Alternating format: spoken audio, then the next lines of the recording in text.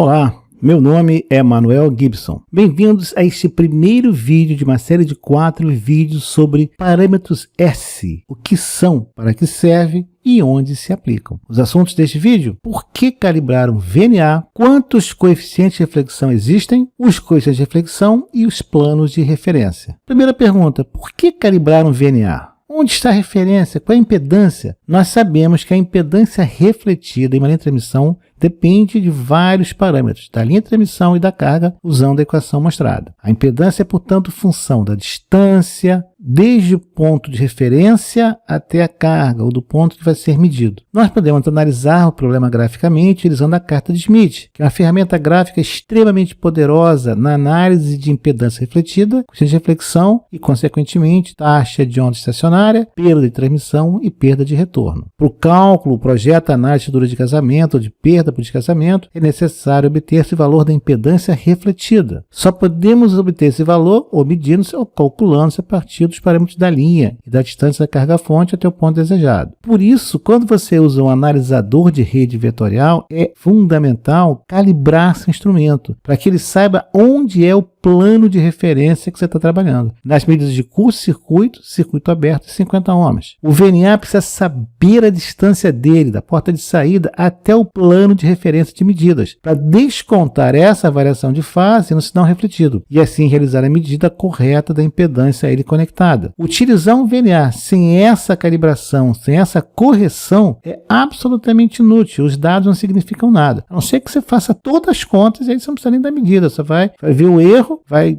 descontar sua variação de fase e ver se está batendo com a teoria. É muito mais fácil você calibrar o instrumento e fazer a medida correta. Vamos dar um exemplo em 14 GB. Vamos trabalhar com um cabo coaxial, cujo VF é 87,73%, com um comprimento de 18,799 milímetros. O comprimento de linha de transmissão com apenas 4,699 equivale a 1/4 de comprimento de onda, porque o comprimento de onda é 18,799 milímetros. Então, cerca de 4,7 milímetros já é 1/4 de comprimento de onda. Se você conectar alguma coisa nessa distância, o que você vai ler para medir 1/4 de comprimento de onda é exatamente o inverso do que está sendo colocado para medir. Inversão total da impedância. A propósito, esse é o comprimento da rosca de um conector SMA. Apenas a rosca do conector SMA, em 14 GB, já é 1/4 de comprimento de onda. Se você ligar, então, um curto na extremidade do cabo, o que você vai ler? Circuito aberto. Você botar um aberto, vai medir um curto. Por isso que você tem que calibrar o VNA com a terminação em curto, em aberto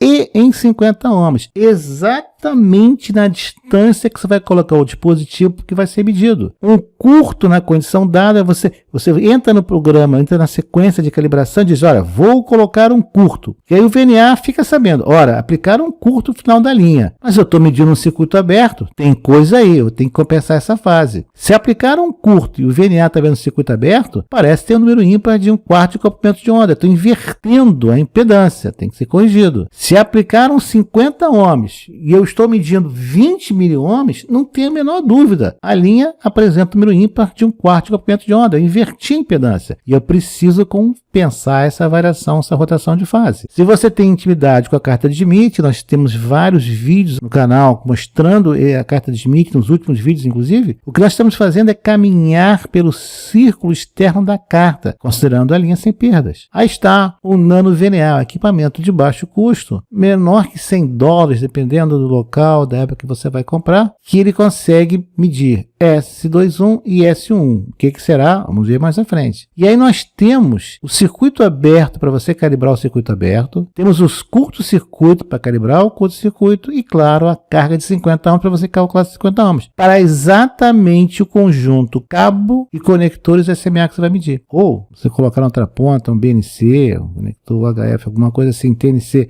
mas você tem que calibrar para esse dispositivo que você está trabalhando. Cabo, conectores, um de cada lado. Aí você vai saber exatamente o que é que você está medindo. Você está dizendo para o VNA: olha, o plano de referência de medida é esse que está distante X centímetros dessa porta que você está usando agora. Só o Nano VNA que tem que calibrar? Não, muitos outros instrumentos. Ao lado você tem um exemplo de um padrão para curto aberto 50 ohms de um equipamento que você mede cabo coaxial, perda de retorno, taxa de onda estacionária, onde é que tem curto, onde é que tem circuito aberto. Você faz várias medidas, várias análises da linha com esse instrumento, mas primeiro você tem que calibrá-lo. A pergunta é, quantos coeficientes de reflexão existem? Para que eu tenho que saber isso? Bom, é como dizia o Bardo, né? Agora é que o caldo engrossa. Você sabe quantos coeficientes de reflexão você tem em um dispositivo de 2 portas? Infinitos. Felizmente, em princípio, a gente só se preocupa com 4 deles. Talvez 2. E, na verdade, quem sabe apenas 1. Vamos ver isso. Aí nós temos à esquerda o gerador, fonte e à direita a carga. Observe a linha tracejada em azul no gerador. É o plano de saída, seriam os bornes de saída, o conector que você tem na saída desse instrumento daí. Ó. Pode ser um BNC, SMA, um conector N da vida, espero que não seja o HF. Temos o plano da entrada do dispositivo que você vai medir, para onde você vai transferir a energia, a potência da fonte. Ele vai ter uma impedância de entrada, vai ter uma impedância de saída, que vai ser o plano da saída, ou o borne dele. Você tem a carga, os conectores da carga, e interligando os diversos planos, você tem linhas de transmissão. Pode ser uma linha curtíssima, ou conectado diretamente no instrumento, equipamento, mas geralmente você tem da fonte para o dispositivo uma linha de transmissão, e do dispositivo para a carga uma linha de transmissão. E aí você vai ter coeficiente de reflexão do plano do gerador, à esquerda. O coeficiente de reflexão do plano de entrada do dispositivo. O coeficiente de reflexão da saída do dispositivo e o plano coeficiente de reflexão da carga. Então já vimos pelo menos 4 coeficientes de reflexão. Entrada, fonte, saída, carga. Para que serve o coeficiente de reflexão? Bom, eles são indicação do descasamento, quanto de potência está sendo efetivamente transferido, seja da fonte para o dispositivo, seja do dispositivo para a carga. Essa perda também pode ser quantificada pela perda de transmissão, transmission loss, já vimos isso aqui em vários vídeos. O coeficiente de reflexão de tensão e a perda de transmissão se relacionam para essa equação mostrada. Veja que é o módulo do coeficiente de reflexão ao quadrado. Vamos um exercício. Uma fonte apresenta uma impedância de 50 ohms. Determine o valor de carga que, sob as mesmas condições, vai receber mais potência da fonte. Uma carga resistiva de 58 ohms ou uma carga resistiva de 37 ohms. Então, eu tenho uma fonte de 50 ohms. Para quem que eu consigo transferir mais potência? Para uma carga de 58 ohms ou uma carga mais baixinha de 37 ohms? Quem vai receber mais potência? Vamos ver. Vamos calcular o coeficiente de reflexão para a fonte e para as cargas resistivas. A nossa equação. Agora não é mais Z, é o R porque é tudo resistivo. Para a carga de 58 ohms, nós vamos substituir e encontramos que o coeficiente de reflexão é 0,074,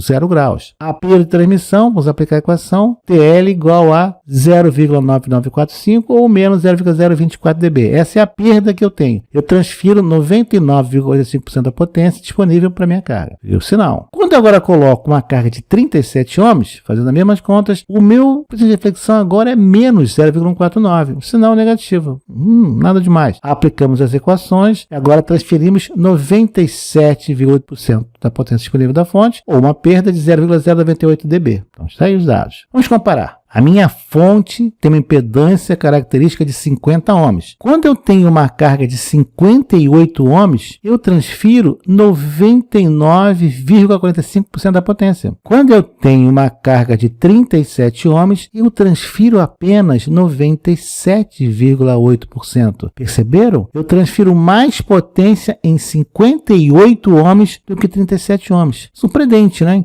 Uma resistência mais alta e absorve mais potência. A porcentagem máxima disponível da fonte que é transferida é dada pela perda de transmissão. Cuidado que esse termo ilude um pouco. Nesse caso agora, quanto maior, é melhor. Nós temos um número maior, nós estamos transferindo mais potência para a carga. Então, surpreendentemente, uma resistência de 58 ohms absorve mais potência do que a resistência de 37 ohms, quando a fonte é 50 ohms, no caso a gente está considerando. 99,45 de 58 para 97,8 de 37 ohms. Então, vemos que 58 ohms absorve mais potência. Vamos ver outro exemplo. Uma fonte apresenta uma impedância de saída de 50 ohms e a potência máxima disponível de 10 dBm. Nós temos aqui no canal diversos diversos vídeos sobre DB e DBM que você pode consultar. Determine o valor da carga que, sob as mesmas condições, receberá mais potência da fonte. Uma carga resistiva de 58 ohms ou uma carga resistiva de 37 ohms. E o valor da potência para cada carga. Bom, nós já vimos que 50 ohms recebe mais potência, mas qual a potência que ele recebe? Vamos ver. Primeiro calculamos, exato, nossa corrente de reflexão. E a partir daí, nós temos a nossa perda de transmissão. A fonte fornece 10 dBm. Para 58 ohms, a perda de transmissão é 0,024. Cuidado com o sinal. Fazemos a subtração e obtemos 9,976 dBm ou 9,945 mW.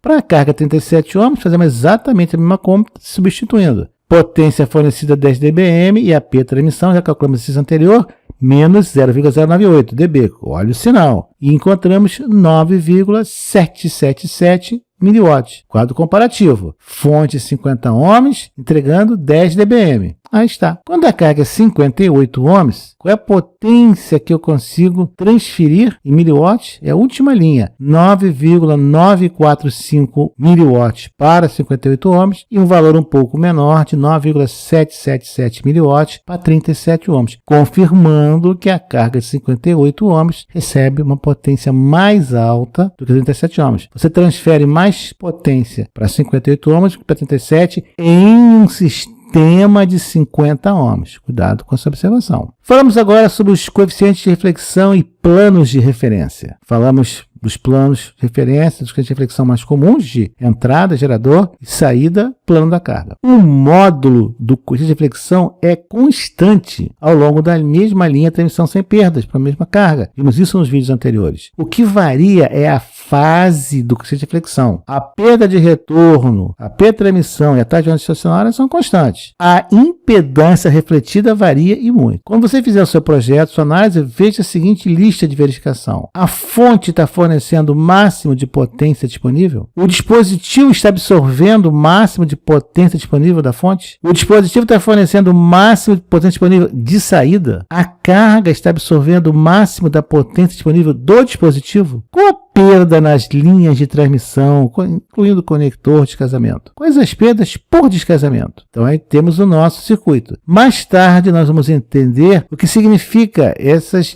sinais vermelhos e azuis. V1 mais, V1 menos, V2 mais, V2 menos. Essa figura está indicando as tensões incidentes e as tensões refletidas. Nós vamos usar essa figura mais à frente. Porta 1 e porta 2. Nós temos aqui no canal vídeos só falando sobre portas em alta frequência. Então agora nós estamos juntando todos os conceitos. O conceito de porta, impedância refletida, plano de medida e coeficiente de reflexão. Vejamos algumas considerações finais. O coeficiente de reflexão, a taxa de onda estacionária, a perda de transmissão e a perda de retorno são parâmetros que indicam o grau de descasamento ou perda de potência de uma fonte para uma carga qualquer. Em uma linha de transmissão sem perdas ou baixas perdas, pequeno comprimento, dos parâmetros acima, o único termo que varia ao longo da linha é o ângulo do coeficiente de reflexão. Ao longo da linha também ocorre a variação da impedância refletida, aí muda cada milésimo de milímetro. Em diversos vídeos anteriores abordamos a questão da variação da impedância refletida ao longo da linha, tanto pela aplicação das equações quanto pelo método gráfico da carta de Schmitt. É absolutamente imperativo, fundamental, que calibremos inicialmente o VNA em relação ao comprimento dos cabos que vamos utilizar nas medidas. Qualquer alteração, frequência ou comprimento ou tipo de cabo, recalibre tudo de novo. A calibração consiste apenas na aplicação de uma carga em curto ou em aberto no terminal do cabo, para que o instrumento execute as compensações necessárias. Não é um procedimento demorado, é apenas com cuidado. As medidas obtidas em um VNA sem calibração, de pouco ou quase nada, são úteis. O que nós vamos ver no próximo vídeo? Os parâmetros S e a matriz de espalhamento. Obrigado por ter assistido a este vídeo, deixe o seu like, inscreva-se no canal, acione o sino e seja notificado dos novos lançamentos semanais.